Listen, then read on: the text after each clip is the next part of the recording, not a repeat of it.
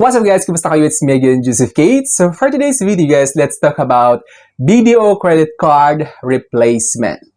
Pag-uusapan din natin guys yung BDO credit card replacement fee. So magkano nga ba yung BDO credit card replacement?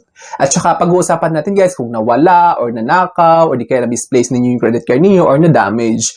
Ano nga ba yung dapat nyo gawin? At saka yung steps para ma-replace yung BDO credit card ninyo or kung paano mapalitan yung BDO credit card ninyo.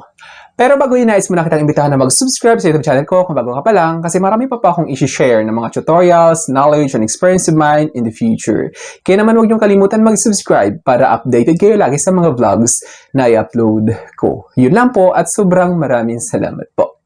So as you can see guys, ito, to replace a BDO credit card, lost, stolen, or damaged. Halimbawa, nawala ninyo or ninakaw yung wallet ninyo kung saan nandun yung credit card ninyo at saka kung nasira. Immediately call BDO hotline at 02-8888-0000 to report it and request a block or replacement.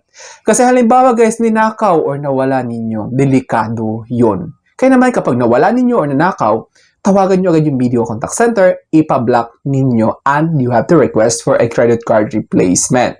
Tapos naman, kung nasira lang, nandyan lang sa inyo. So, pwede nyo naman, punta muna kayo sa BDO online, din kayo na mismo yung mag-block or mag-lock. Lock nyo muna, din saka na kayo tumawag.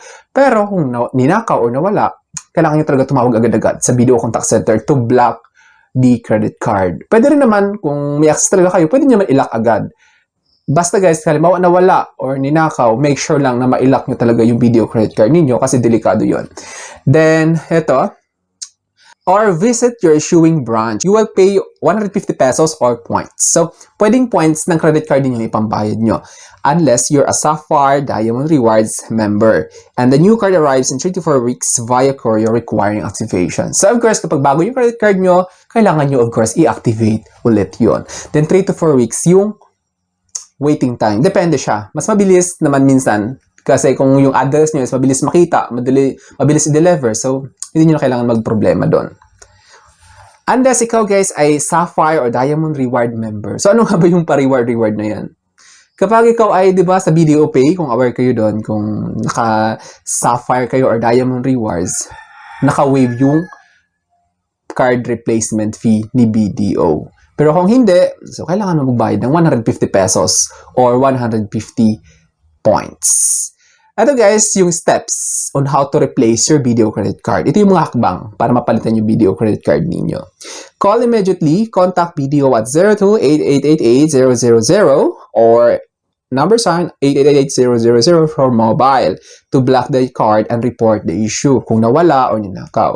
Then pangalawa is visit branch, optional. So, you can also go to your BDO branch account for assistance. So, optional lang naman ito guys. Mas maganda na tumawag na lang kayo for your convenience. Kasi mahaba rin pila minsan sa BDO kasi marami silang client. Then, pangatlong hakbang is you have to pay a fee amounting to 150 pesos or 150 points. Waive for Sapphire and Diamond members may apply. Payable at the branch or via points. So, tulad na sabi ko kanina, sa mga Sapphire and Diamond members, naka-waive or free lang, pero sa mga hindi, kailangan nyo magbayad ng 150 pesos or 150 points. Then delivery. The new card is delivered within 3 to 4 weeks to your mailing address. You have to wait for a certain period of time, like 3 to 4 weeks. Tulad na sabi ko, kung okay naman yung deliver address ninyo, madaling malocate, madaling mahanap, walang problema yon. Baka 1 week, andyan agad yon. Then, panglima is yung activation. So, once received, tapos, syempre, ito ay bagong card, so it requires activation talaga bago nyo siya magamit ulit. Don't worry guys about the points or the existing balance. Alam mo yun, okay lang yun. Kasi, pag na-replace yung card niyo, ililink ulit yun sa account niyo. So, walang problema. Kahit bago na yung credit card nyo guys, hindi pa rin magbabago ang lahat. Kung may points yun, hindi naman mawawala. Tapos, yun, ganun pa rin.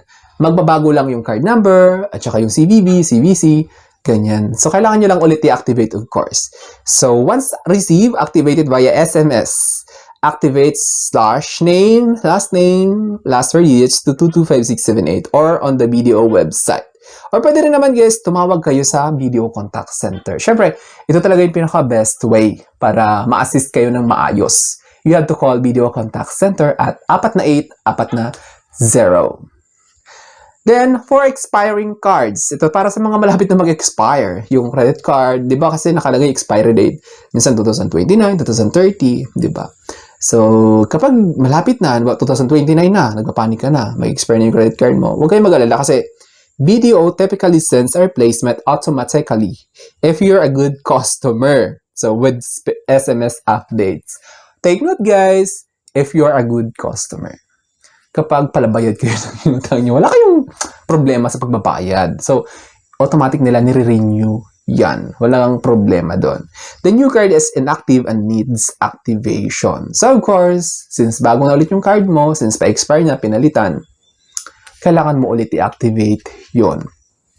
Key things to remember. Security. Sign at the back of the new card and destroy the old one, cutting through the chip. Kasi guys, alam nyo ba na yung mga old cards natin is naglalaman yan ng confidential details. Pag na-scan yan ng ibang tao na may mga alam when it comes to phishing, pag na-scan nila yung details ng card na yun, makikita lahat yung details. Kaya naman, sirain nyo yan yung mga dati yung card. Kasi kahit expire na yan, andyan pa rin yung details dyan. Mababasa pa rin yan ng computer kung okay pa rin yung wiring, kumbaga yung connections niya sa loob, kahit expire na yan.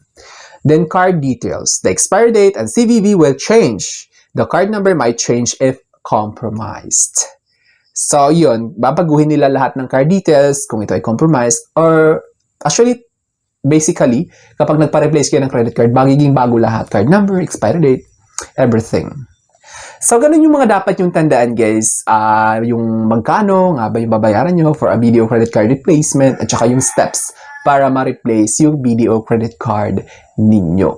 Tapos, ito rin guys, tip ko na lang sa inyo since ito ay replacement. So, kailangan nyo guys, maging aware din kayo na pagdating sa inyo ng replacement card, i-check ninyo yung mail, yung sobre kung saan nakalagay yung credit card. Kasi, mamaya tampered yun. Diba, pagka-receive ninyo nakalagay F-tampered, call, ganyan-ganyan yung hotline nila. Mamaya kasi parang binago yung kasi naka-sealed yan. So, i-check nyo yan, i-double check nyo lahat. So, kung may kahina-hinala na hindi tama, halimbawa parang binuksan, tapos parang binalik na lang, make sure to report it to BDO Contact Center. Kasi delikado rin yun, guys. Kasi mamaya, compromise na yung card ninyo.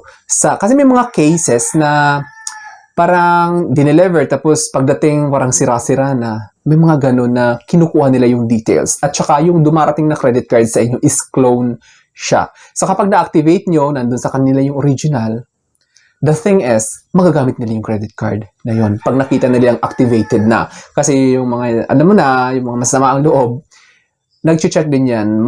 Mas lalo na kung mga elite cards like Platinum, Signatures, may mga million-million na credit limit yan. Kahit yung gold, guys, umaabot din ng million-million yung credit limit. Kaya naman, talagang yung mga matataas na tier or yung mga elite cards ni BDO is madalas target ng mga masama ang loob para pag nakawan, ganun. Kaya, kahit dapat ikaw mismo maging aware ka.